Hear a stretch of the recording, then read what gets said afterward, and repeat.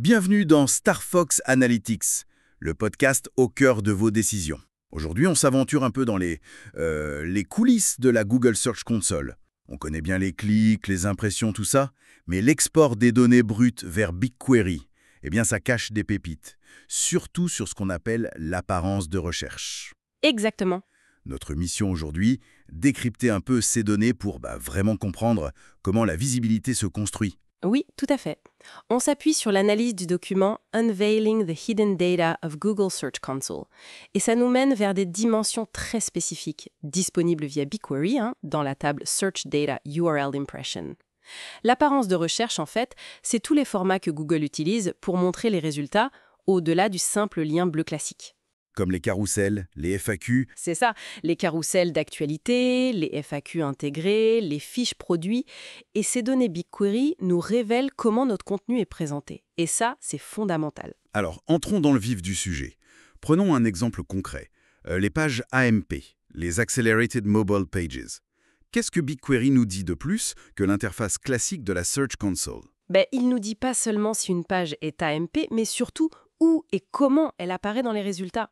Prenez la dimension Is AMT Up Stories. Ça indique si votre page AMP a réussi à se hisser dans le carrousel Top Stories sur mobile. Ah oui, le Graal pour les actus. Exactement.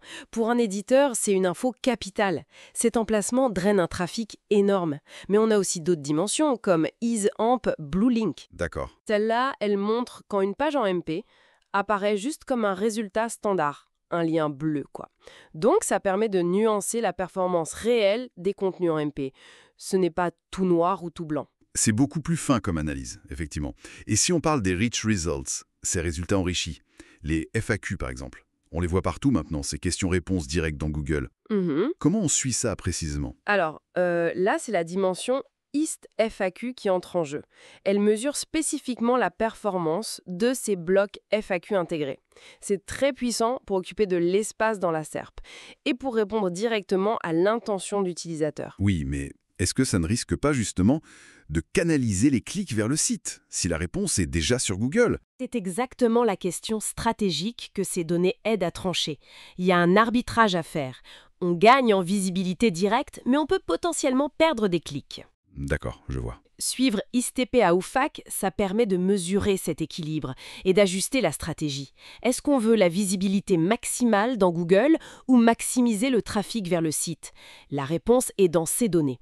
Et ce n'est qu'un exemple.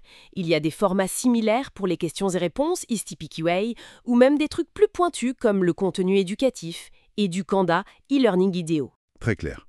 Et pour un site e-commerce, quelles sont les dimensions les plus importantes à surveiller? Alors là, Is-Organic Shopping est vraiment essentielle. Elle traque l'affichage des produits dans les résultats d'achat gratuits de Google. Attention, ce n'est pas la pub payante, c'est bien l'organique enrichi. C'est bon à préciser. Oui. Mesurer ça, c'est évaluer l'efficacité de ces optimisations pour Google Shopping en organique.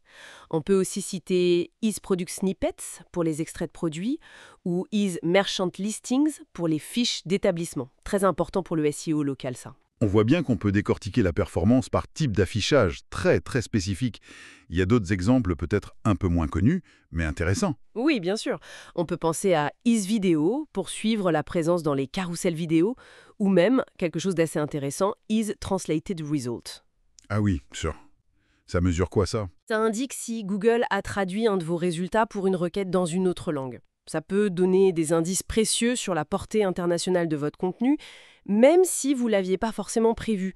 Ce qui est fascinant en fait, c'est que chaque dimension comme ça, c'est une petite fenêtre sur une facette très précise de l'interaction entre un contenu et les multiples manières dont Google peut le présenter.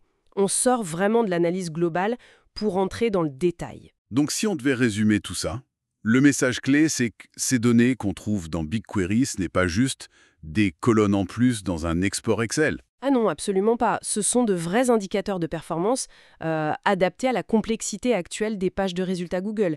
Les analyser, c'est vraiment passer d'une vision un peu basique, combien de clics, combien d'impressions, à une compréhension beaucoup plus fine. Comprendre le comment et le où.